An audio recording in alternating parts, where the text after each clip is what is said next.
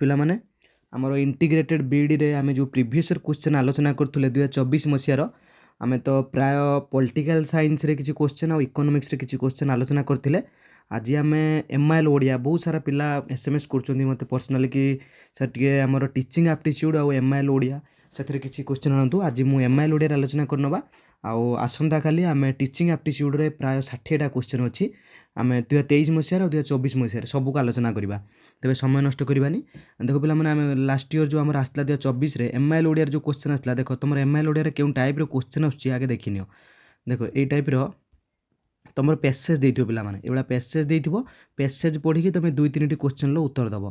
ଏଇଟା ହିନ୍ଦୀ ଥିଲା, ଦେଖ ଏଇଟା ପ୍ୟାସେଜ୍ ଥିବ, ଏଇଭଳିଆ ପ୍ୟାସେଜ୍ ପଢ଼ିକି ତୁମେ ଏଇ କ୍ୱେଶ୍ଚନ୍ ଆନ୍ସର୍ ଆରାମସେ କରିପାରିବ, କିଛି ଅସୁବିଧା ନାହିଁ। ଆଗେ ଧ୍ୟାନପୂର୍ବକ ଏ ପ୍ୟାସେଜ୍ଟିକୁ ପଢ଼ିବ, ଦେନ୍ ସଠିକ୍ ଉତ୍ତରକୁ ବାଛିବ। ପ୍ୟାସେଜ୍ରୁ କ୍ୱେଶ୍ଚନ୍ ପ୍ରାୟ 1 2 3 4ଟି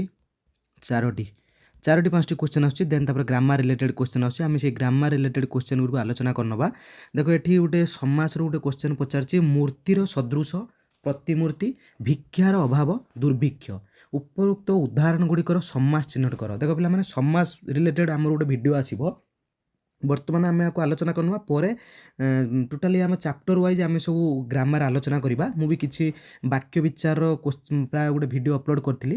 ଆଗେ ବାକ୍ୟ ବିଚାର ସାରି ସାରିଲା ପରେ ତାପରେ ସମାସ, ଉପସର୍ଗ ଆଉ ଆମର କାରକ ବିଭକ୍ତି ରିଲେଟେଡ୍ ଗୋଟେ ଭିଡ଼ିଓ ଆମର ଅପଲୋଡ଼ ହେଇଯିବ। ଦେଖ ଏଇଠି ଯେଉଁ ଆମର ଅଛି, ଆମେ ଜାଣିଛନ୍ତି ଯେଉଁ ସମାସରେ କ'ଣ ଅବ୍ୟୟ ପଦ ପୂର୍ବପଦ ଭାବରେ ରହିଥିବ ଆଉ ଅନ୍ୟ ପଦ ସହିତ ସମାସ ହୋଇଥାଏ, ସେଠାରେ ଆଉ ଅବ୍ୟୟର ଯେଉଁଟା ତା'ର ଅର୍ଥ ପ୍ରାଧାନ୍ୟ ରହୁଥିବ, ସେଠାରେ କ'ଣ ହୋଇଥାଏ ଅବ୍ୟୟଭାବୀ ସମାସ ହୋଇଥାଏ। ଏଠି ଆଉ ଗୋଟେ କଥା ମନେ ରଖିଥିବ, ଯେତେବେଳେ ବାରମ୍ବାର ବା ବିପ୍ସା, ବ୍ୟାପ୍ତି ଓ ପର୍ଯ୍ୟନ୍ତ, ଆଉ ଅଭାବ, ଯୋଗ୍ୟତା, ଆତିଶଯ୍ୟା, ଆମର ରହିଲା ଆଉ କ'ଣ ଆଉ ସାମୀପ୍ୟ, ତା ସହିତ ସାଦୃଶ୍ୟ, ଇଏ ସବୁ ଅର୍ଥରେ ମଧ୍ୟ ଆମର କ'ଣ ହୋଇଥାଏ ନା ଅବ୍ୟୟଭାବୀ ସମାସ ହୋଇଥାଏ। ତାହେଲେ ଏଠି ଲକ୍ଷ୍ୟ କର, ଆମର ଅଛି କ'ଣ ଦେଇଛି ମୂର୍ତ୍ତି ସଦୃଶ। ମୁଁ କହିଲି ସାଦୃଶ୍ୟ ଅର୍ଥରେ ମଧ୍ୟ କ'ଣ ହୋଇଥାଏ ନା ଅବ୍ୟୟଭାବୀ ସମାସ ହୋଇଥାଏ। ମୂର୍ତ୍ତି ସଦୃଶ ମାନେ ପ୍ରତିମୂର୍ତ୍ତି, ତାପରେ ଅଛି ଭିକ୍ଷାର ଅଭାବ, ଦୁର୍ଭିକ୍ଷ। ଏଠି ଲକ୍ଷ୍ୟ କର, ଏଠି ଦୂର ଯେଉଁ ଲାଗିଛି ସେଟା ଆମର କ'ଣ ଗୋଟେ ଅବ୍ୟୟ ପଦ।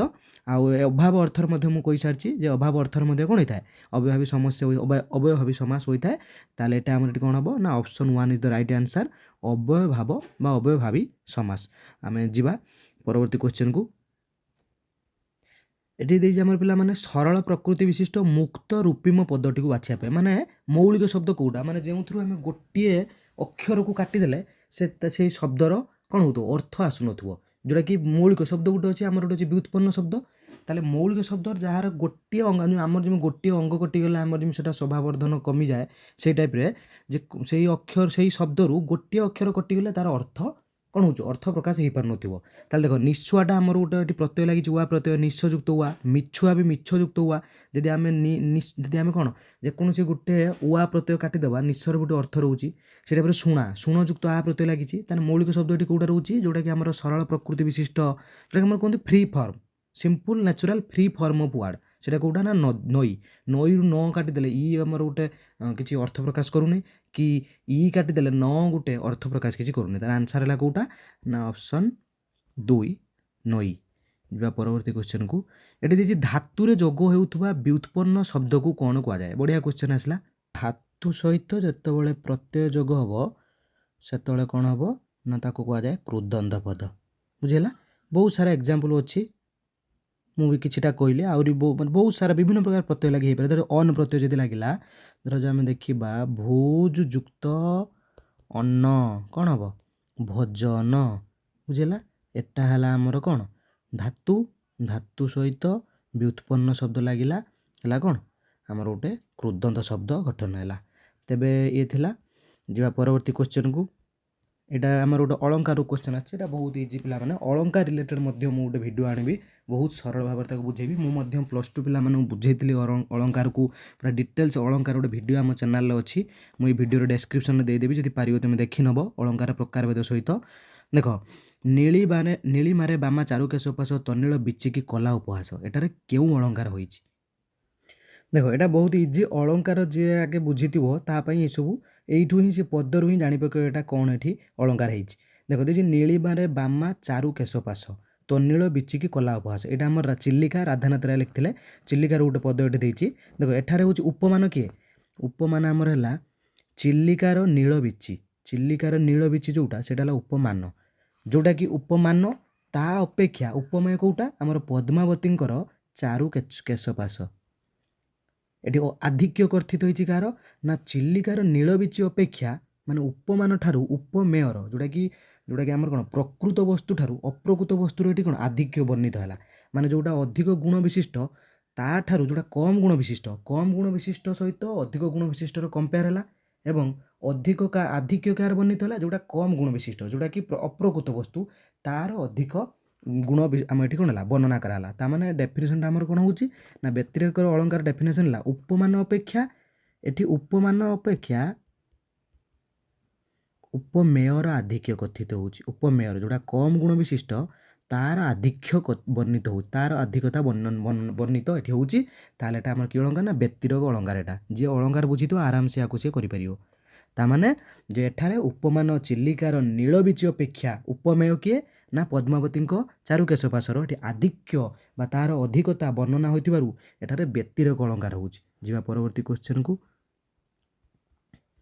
क्वेश्चन अच्छी केउटा उपसर्गर उदाहरण हुए ये बहुत इजी जो 20टा उपसर्ग अच्छी देख एटी आम लगी परा उपसर्ग एटी लगी प्र उपसर्ग एटी लगी सु उपसर्ग किंतु आरोहण में कौन उपसर्ग लगी ना ताले एटा राइट आंसर। जा परवर्ती क्वेश्चन को ये जो अमावास्यार चंद्र बढ़िया क्वेश्चन गोटे ये जो अमावास्यार चंद्र किए लिखिथिले या लेखक हूँ पिला माने Manorama Mahapatra. Option 3 right answer सब मन रखि देख आइला कारक विभक्ति रिलेटेड गोटे क्वेश्चन आसला। देख क्वेश्चन देला संप्रदान कारक क्यों विभक्ति हुए अपादान कारक क्यों विभक्ति होता है।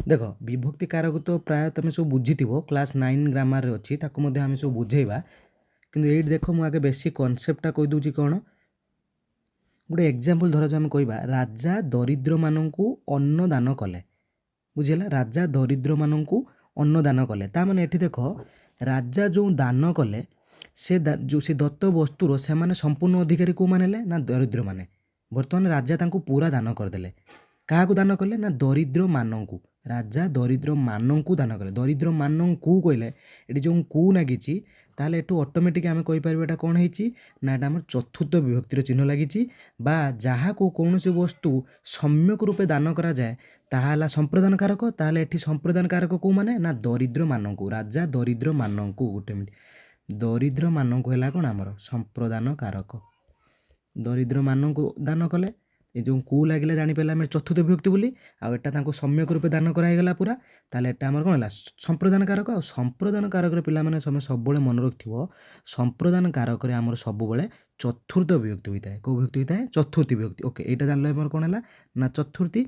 एवं जाना अपादान कारक आउ गोटे कथा पिला माने तुमको जन दूसरी देख ये जो कू नागी भी बेले बेले चतुर्थी विभक्ति है बेले आउ बेले बेले आमर जोटा कौन कर्मकारक जोटा जोटा कि द्वितीय विभक्ति सेटा होता है। ये देख मुझे कहीदे गोटे एग्जाम्पल तुमको देखे कहीदेली कहीदे धर जो मुझे कहबी धोबा को लुगा दियो देख से राजा जो दरिद्र मानक अन्न दान कले से पूरा दान कले माने से बर्तमान अधिकारी को माने दरिद्र माने किंतु एठी देख राजा जो दान कले सॉरी धोबा को आम जो लुगा देवा आम दरजी को कना देवा सेटा से पूरा नियंत्रण क्या तार अधिकारी बर्तमान किए से आम किसी समय देले तापर तार पूर्ण अधिकार क्या पाखे आम पाखे अच्छी जोटी ग्रहिता से वस्तुर पूर्ण अधिकारी न होता सेठारे कौन ग्रहिता ठारे धर आम कह कौन धोबा को लुगा दियो ये जो कू लगिला सेठी कौन हम ना सेठी संप्रदान कारक हेनी से पिला मन रखिथ कर्म कारक हम जिते बड़े माने पूर्ण माने जोटा पूर्ण दान से माने पूरा से अधिकार होता जो दानटा पूरा होता है से तार पूरा अधिकारी होता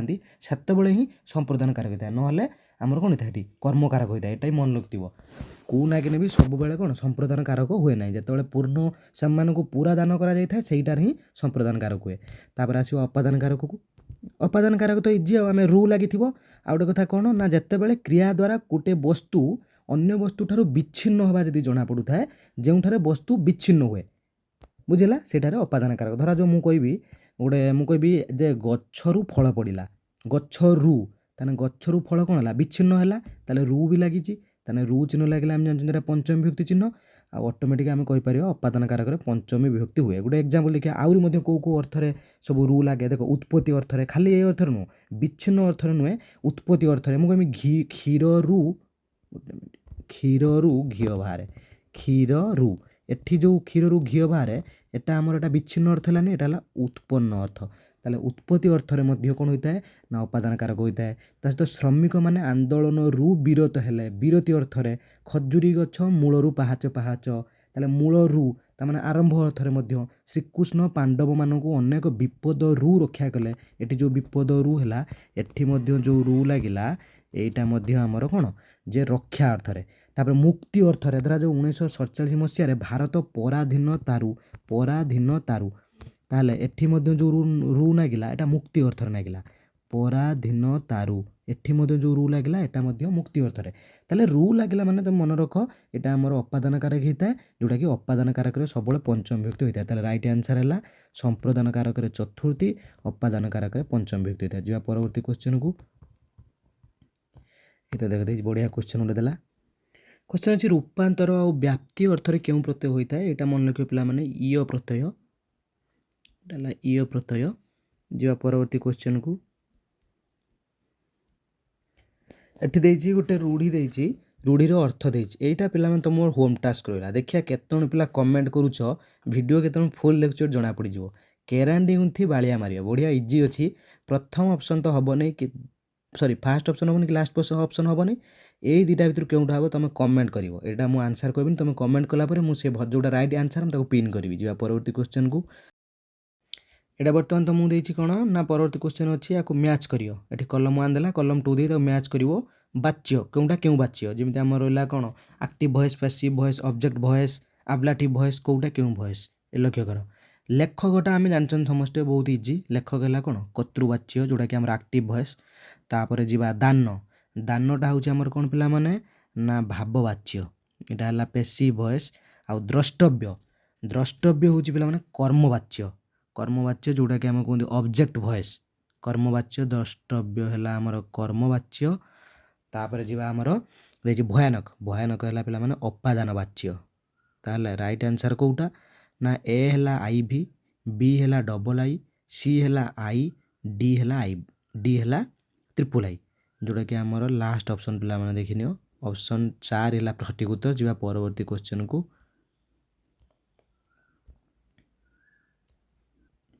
ଏଠି ପିଲାମାନେ ତୁମମାନଙ୍କୁ ଦୁଇଟା ଷ୍ଟେଟମେଣ୍ଟ ଦିଆହେଇଛି, ଗ୍ରାମାର ରିଲେଟେଡ୍ ଦୁଇଟା ଷ୍ଟେଟମେଣ୍ଟ ଦିଆହେଇଛି। ଆଉ କେଉଁଟା ଠିକ୍ କେଉଁଟା ଭୁଲ ଆମେ ବୁଝିକି ତାକୁ ଆନ୍ସର୍ ଦେବା। ଦେଖ ଦେଇଛି ଷ୍ଟେଟମେଣ୍ଟ 1 ଦେଲା, କେତେକ ଅବ୍ୟୟପଦ ଶବ୍ଦରେ ପୂର୍ବରେ, ଧାତୁ ଓ ଶବ୍ଦର ପୂର୍ବରେ ବ୍ୟବହୃତ ହୋଇ ଏହାର ଅର୍ଥରେ ବିବିଧ ପରିବର୍ତ୍ତନ ଆଣନ୍ତି, ଏହାକୁ ଉପସର୍ଗ କୁହାଯାଏ। ଏଇଟା ପିଲାମାନେ ପୁରା ରାଇଟ୍ ଡେଫିନେସନ୍ଟା।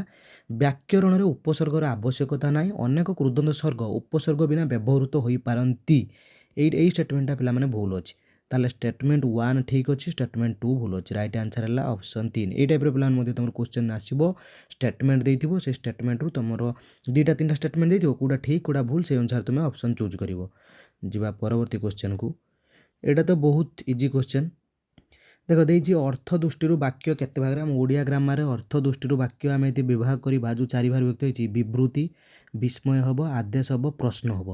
ଆଉ ଗୋଟେ ନାସ୍ତିସୂଚକ ବି ଆମର ଅଛି, ଯଦିଓ ଏଠି 4 ଭାଗ ଦେଇଛି, କିନ୍ତୁ ବିବୃତ୍ତି ଭିତରେ ଆସ୍ତେ ଆସ୍ତେ ଆସିଯିବ। ଡିକ୍ଲାରେଟିଭ୍ ଭିତରେ ବହୁତ ଆଫର୍ମେଟିଭ୍ ଆଉ ନେଗେଟିଭ୍ ଆସିପାରିବ। ଦେଖ ଏଠି ତାହେଲେ ନାହିଁ କେଉଁଟା ନା ଆମର ଉନ୍ମାଦ ସୂଚକ ବୋଲି ସେମିତି କିଛି ଓଡ଼ିଆ ସାହିତ୍ୟରେ ନାହିଁ। ତାହେଲେ ରାଇଟ୍ ଅପସନ୍ ହେଲା କେଉଁଟା ନା ACDE, ACDE। ତାହେଲେ 2 ନମ୍ବର ଅପସନ୍ ହେଲା ରାଇଟ୍ ଆନ୍ସର୍, ACDE। ଯିବା ପରବର୍ତ୍ତୀ କ୍ୱେଶ୍ଚନକୁ। ଏଠି ଦେଇଛି ଦେଖ, ଏଠି ମଧ୍ୟ ସେଇ ଟାଇପ୍ର 2ଟି ଗ୍ରାମାର ରିଲେଟେଡ୍ 2ଟା ଷ୍ଟେଟମେଣ୍ଟ ଦେଇଛି। ତା, ସେ, ଯେ, ଇଏ, ସେମାନେ, ଇଏ ସବୁ କହିଛି ତୃତୀୟ ପୁରୁଷ। ହଁ ଆମେ ଜାଣିଛନ୍ତି ପ୍ରଥମ ପୁରୁଷ ହେଲେ ଆମର ମୁଁ ଆଉ ଆମେ, ଦ୍ୱିତୀୟ ପୁରୁଷ ରହିଲେ ତୁମେ, ତୁମ୍ଭେମାନେ, ଆପଣ, ଆଉ ବାକି ଯାହା ସବୁ ରହିଲେ କେଉଁ ପୁରୁଷ, ତୃତୀୟ ପୁରୁଷ। ତାହେଲେ ଏଇ ଷ୍ଟେଟମେଣ୍ଟଟା ଠିକ୍ ଅଛି, ପ୍ରଥମ ଷ୍ଟେଟମେଣ୍ଟଟା ଠିକ୍ ଅଛି, ଏସବୁ ତୃତୀୟ ପୁରୁଷ। ବିଶେଷ୍ୟ ପଦରେ ପୁରୁଷର ଭେଦ ବିଚାର ନାହିଁ, କାରଣ ସବୁ ବିଶେଷ୍ୟ ପଦ ତୃତୀୟ ପଦ ପୁରୁଷର ହିଁ ଅନ୍ତର୍ଗତ, ଥାର୍ଡ଼ ପର୍ସନ୍ ସବୁ। ଏଟା ମଧ୍ୟ ରାଇଟ୍, ଯେତେ ସବୁ ରହିଲେ ବିଶେଷ୍ୟ ପଦ ସେ ସବୁକୁ ଆମେ ତୃତୀୟ ପୁରୁଷର ହିଁ ଅନ୍ତର୍ଗତ। ତାହେଲେ 2ଟା ଯାକ ଷ୍ଟେଟମେଣ୍ଟ ଠିକ୍ ଅଛି। ତାହେଲେ ଉଭୟ I ଆଉ double I statement is true. ଦେଖ ଏଇଟା ମାନେ ଉଭୟ ବିବୃତ୍ତି 1 ବିବୃତ୍ତି 2 ଷ୍ଟେଟମେଣ୍ଟ ହେଲା କ'ଣ ସଠିକ୍। ଯିବା ପରବର୍ତ୍ତୀ କ୍ୱେଶ୍ଚନକୁ। ଏଠି ମଧ୍ୟ ପୁଣି ସେଇ ଟାଇପ୍ର 2ଟା ଷ୍ଟେଟମେଣ୍ଟ ଦିଆହେଇଛି। ଦେଖ ଏଠି ଦେଲା ଗୋଟେ ଦୃଢ଼ୋକ୍ତି ଦେଲା, ଗୋଟେ ଉକ୍ତି ଦେଲା, ତା ପାଇଁ ଗୋଟେ କ'ଣ ଦେଇଛି, ଗୋଟେ ରିଜିନ୍ ଦେଲା, ଗୋଟେ ଆସେସନ୍ ଦେଲା, ଆଉ ଗୋଟେ ରିଜିନ୍ ଦେଲା। ଏଇ ଟାଇପ୍ର ସବୁ ମାନେ CBSE ପିଲାମାନେ ଆସେ, ଯେଉଁ ଆମର ଅଲମ୍ପିଆଡ଼ ଏକ୍ଜାମ୍ ହୁଏ ସାଇନ୍ସରେ ଆସେ, ଏଇଟା MILରେ ମଧ୍ୟ ସେଇ ଟାଇପ୍ର ଗୋଟେ ଦେଖ ଦେଇଛି। ଉକ୍ତିଟି କ'ଣ ଦେଲା ନା ପ୍ରାକୃତିକ ଜଗତର ଧ୍ୱନ୍ୟାନୁକରଣ ଓ ପଶୁପକ୍ଷୀମାନଙ୍କ ମୁଖରୁ ନିସୃତ ଧ୍ୱନିର ପ୍ରବୃତ୍ତିକୁ ଓଡ଼ିଆ ଭାଷା ଉତ୍ପତ୍ତିର ମୂଳ କାରଣ ରୂପରେ ଗୃହୀତ ହୋଇଛି। ଯଦି ଆମେ ଇଂରାଜୀରେ ଦେଖିବା, the limitation of natural sounds and the tendency of sounds emitted by animals have been accepted as the root cause of the origin of the Odia language। ମାନେ ପ୍ରାକୃତିକ ଜଗତର ଧ୍ୱନ୍ୟାନୁକରଣ ଆଉ ପଶୁପକ୍ଷୀମାନଙ୍କ ମୁଖରୁ ଯେଉଁ ନିସୃତ ଧ୍ୱନି ବା ଯେଉଁ ଶବ୍ଦ ଓଡ଼ିଆ ଭାଷା ଉତ୍ପତ୍ତିର ମୂଳ କାରଣ ରୂପେ ଗୃହୀତ ହୋଇଛି। ଏଇଟା ଯେଉଁ ଉକ୍ତିଟା, ଏଇଟା ଯଦି ଠିକ୍ ବା ଯଦି ଭୁଲ, ତା ଯେଉଁ ରିଜିନ୍ଟା ଦେଇଛି ସେ ମଧ୍ୟ ଏଇ ଉକ୍ତି ପାଇଁ ଠିକ୍ କି ଭୁଲ ତମେ ବାଛିବ। ଅପସନ୍ ସବୁ ଦେଇ ସେ ଅପସନ୍ ଅନୁସାରେ ତମେ ଚୁଜ୍ କରିବ। ରିଜିନ୍ ଦେଲା କ'ଣ, ହୁଏତ ତାହା ହୋଇନଥିଲେ ଓଡ଼ିଆ ଭାଷାରେ ବହୁ ସଂଖ୍ୟକ ଧ୍ୱନ୍ୟାତ୍ମକ ଶବ୍ଦର ପ୍ରଚଳନ ସମ୍ଭବ ହୋଇପାରିନଥାନ୍ତା।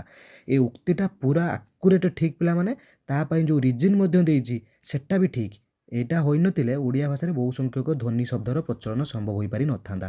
ତାହେଲେ ରାଇଟ୍ ଆନ୍ସର୍ କେଉଁଟା ପିଲାମାନେ, ନା ଯେଉଁଟାକି ଉଭୟ ଏ ଏବଂ ଆର୍, ଯେଉଁ ଆମର ଆସେର୍ସନ୍ ଆଉ ରିଜିନ୍ ସତ୍ୟ ଏବଂ ଆର୍ର ଏ ସଠିକ୍ ବ୍ୟାଖ୍ୟା ଅଟେ। ବୁଝିହେଲା?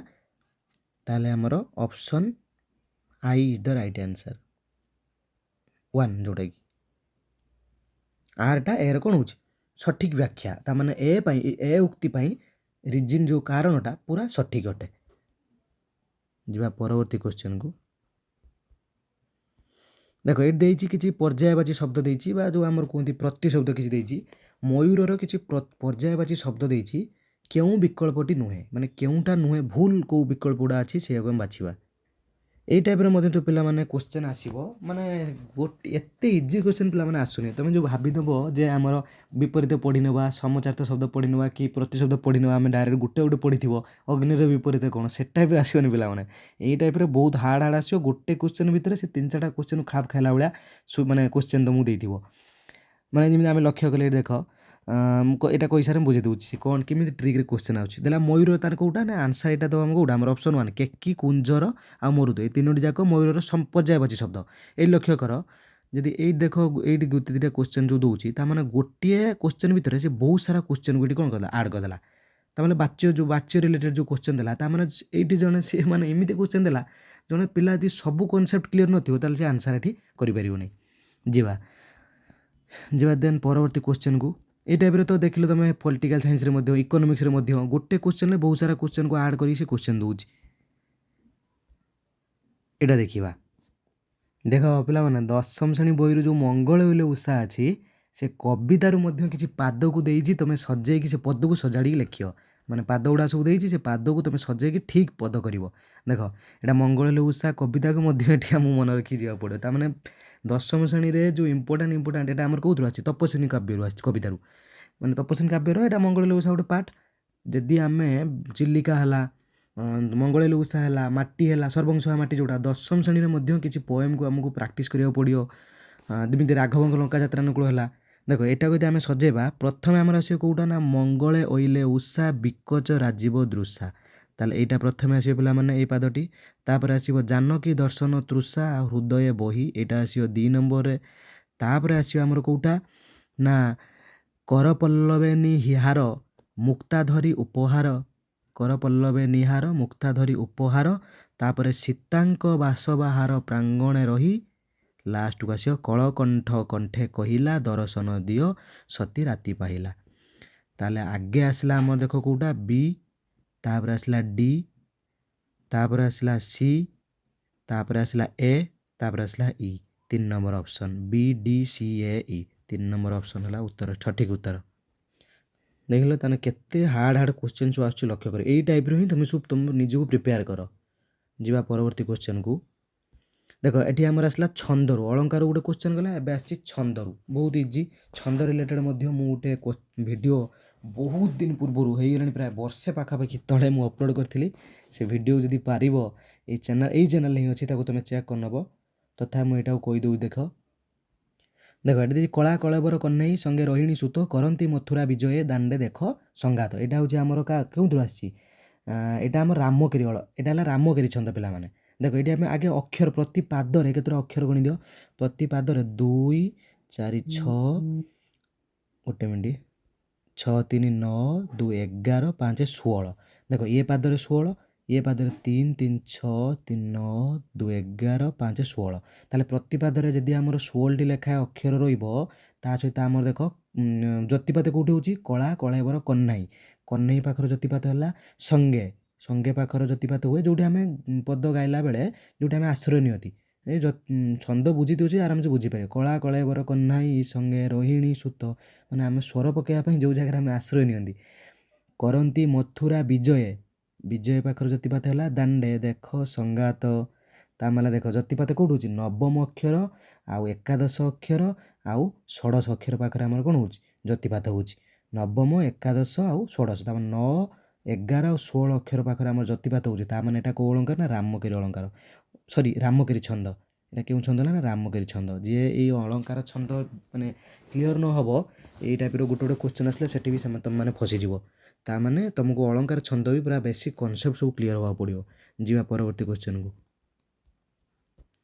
ଏକାଙ୍କିକା ଆହୁତି କିଏ ଲେଖିଛନ୍ତି ଏଇ ଟାଇପ୍ର କ୍ୱେଶ୍ଚନ୍ ତ ପିଲାମାନେ ତୁମକୁ ବହୁତ ହଇରାଣରେ ପକାଇବ କିନ୍ତୁ କିଛି ଇମ୍ପୋର୍ଟାଣ୍ଟ ଏକାଙ୍କିକା ଯେମିତି ଫକୀରମୋହନ ସେନାପତିଙ୍କର ହେଲା ଆମର ସଚ୍ଚିଦାନନ୍ଦ ରାଉତରାୟଙ୍କର ହେଲା କିଛି ମେନ୍ ଏକାଙ୍କିକା ରାଧାନାଥ ରାୟଙ୍କର ହେଲା ତୁମେ ସବୁ ମନେ ରଖିବ ଏଇନା ବହୁତ ଇମ୍ପୋର୍ଟାଣ୍ଟ ସବୁ ତାହେଲେ ଏଠି ଆମର ଏଇଟା ଏକାଙ୍କିକା ଆହୁତି କିଏ ଲେଖିଛନ୍ତି ଏଗୁଡ଼ା ବି ମନେ ରଖିଥିବା ପ୍ରାୟ କିଛି କ୍ୱେଶ୍ଚନ୍ ବି ରିପିଟ୍ ହେଇଯାଏ ରାଇଟ୍ ଆନ୍ସର୍ ହେଉଛି ପିଲାମାନେ ବିନୋଦ ପଶାୟତ ସଠିକ୍ ଉତ୍ତର ହେଉଛି ବିନୋଦ ପଶାୟତ ଯିବା ପରବର୍ତ୍ତୀ କ୍ୱେଶ୍ଚନ୍କୁ ପରବର୍ତ୍ତୀ କ୍ୱେଶ୍ଚନ୍ ହେଉଛି ପିଲାମାନେ ତୃପ୍ତିଟା କେଉଁ ଲିଙ୍ଗ ଏଇଟା ବହୁତ ସହଜ ତୃପ୍ତି ହେଉଛି ଆମର ସ୍ତ୍ରୀଲିଙ୍ଗ ଓଡ଼ିଆ ଗ୍ରାମାରରେ ଆମର ତୃପ୍ତି ହେଉଛି ସ୍ତ୍ରୀଲିଙ୍ଗ ଯିବା ପରବର୍ତ୍ତୀ କ୍ୱେଶ୍ଚନ୍କୁ ଏତିକି କ୍ୱେଶ୍ଚନ୍ ପିଲାମାନେ ତାପରେ ଆମର ଅନ୍ୟ ଲାଙ୍ଗୁଏଜ୍ ଯାହାର ମାତୃଭାଷା ତାଙ୍କର ଅଛି ଇଏ ଗଲା ଆମର ଓଡ଼ିଆରେ ମାତ୍ର ଏତିକି କ୍ୱେଶ୍ଚନ୍ ଥିଲା ଏଇ ଅନୁସାରେ ତୁମକୁ ଗ୍ରାମାର ପିଲାମାନେ ପ୍ରିପେୟାର ହେବାକୁ ପଡ଼ିବ ଦେଖ ମୁଁ ଟିକେ କହିଦେଉଛି ତାମାନେ ଏଥିରୁ ଆମେ କ'ଣ ଜାଣିଗଲେ ନା ଦେଖ ଲିଙ୍ଗରୁ ଗୋଟେ କ୍ୱେଶ୍ଚନ୍ ଆସିଲା ତାପରେ ଆମର କେଉଁଥିରୁ କ୍ୱେଶ୍ଚନ୍ ଆସିଛି ନା ଏଠି ଆମର ଆସିଲା କ'ଣ ଲେଖାରୁ ଦୁଇଟା ପଡ଼ୁଛି କବିତା ଲେଖା କବିତା ହେଉ ବା କୌଣସି ଗୋଟେ ମାନେ ପ୍ରବନ୍ଧ ଲେଖକ ସେ ବା ଏକାଙ୍କିକା ତା'ର ଆସୁଛି ସେଇ ଟାଇପ୍ର କ୍ୱେଶ୍ଚନ୍ ଆସୁଛି ଛନ୍ଦରୁ ଏକ ମାର୍କ ଆସୁଛି ଆଉ ଅଳଙ୍କାରରୁ ଏକ ମାର୍କ ଆସୁଛି ପର୍ଯ୍ୟାୟବାଚକ ପ୍ରତିଶବ୍ଦ ବିପରୀତ ଶବ୍ଦରୁ କିଛି କ୍ୱେଶ୍ଚନ୍ ଆସୁଛି ଗୋଟେ ଦୁଇଟା ବେଶୀ ନୁହେଁ ଗୋଟେ ଦୁଇଟା ତାପରେ ଆମର ବାକ୍ୟ ମଧ୍ୟ ଏଇ ବାକ୍ୟ ରିଲେଟେଡ଼୍ ମଧ୍ୟ ମୁଁ ଭିଡ଼ିଓ ପିଲାମାନେ ଅପଲୋଡ଼ କରିଦେଇଛି ତୁମେ ଦେଖିନେବ ବାକ୍ୟରୁ ମଧ୍ୟ ଗୋଟେ କ୍ୱେଶ୍ଚନ୍ ଆସିବ ତାପରେ ଆମର ବାଚ୍ୟରୁ ମଧ୍ୟ କ୍ୱେଶ୍ଚନ୍ ଆସୁଛି ଆମେ ଯାହା ସବୁ ପଢ଼ିଲେ ରୂଢ଼ିରୁ ଏକ ମାର୍କ ଆସୁଛି ଆଉ ପ୍ରତ୍ୟୟ କାରକ ବିଭକ୍ତି ସମାସ ଏଇ ରିଲେଟେଡ଼୍ ସବୁ କ୍ୱେଶ୍ଚନ୍ ଆସୁଛି ତାମାନେ ଏଇ ଟପିକ୍ ଉପରେ ଆମକୁ ପୁରା ଭଲସେ ପ୍ରିପେୟାର ହେବାକୁ ପଡ଼ିବ ତେବେ ଏଇଟା ଥିଲା ଭାଷାର କ୍ୱେଶ୍ଚନ୍ ତେବେ ମୁଁ ଚେଷ୍ଟା କରୁଛି ଆଜି ମଧ୍ୟ ହିଷ୍ଟ୍ରିରେ ଗୋଟେ ପାର୍ଟ ନେଇ ଆସିବା 2024 ମସିହାରେ ଯାହା ପଡ଼ିଥିଲା ଭିଡ଼ିଓକୁ ତୁମେ ସାଙ୍ଗମାନଙ୍କ ସହିତ ସେୟାର କର ଟିକେ ଭଲ ଭ୍ୟୁ ଗଲେ ଲାଇକ୍ ସେୟାର ମିଳିଲେ ଟିକେ ଇଣ୍ଟରେଷ୍ଟ ହେବ ଯେଉଁଥିପାଇଁ କି ଟିକେ ଇଣ୍ଟରେଷ୍ଟ କମିଯାଉଛି ଆଉ ଆମେ ଟିଚିଂ ଆପ୍ଟିଚ୍ୟୁଡ଼୍ରୁ ନିଶ୍ଚୟ କାଲି ସକାଳ ସୁଦ୍ଧା ଆମେ ନେଇ ଆସିବା ଭିଡ଼ିଓ ଧନ୍ୟବାଦ।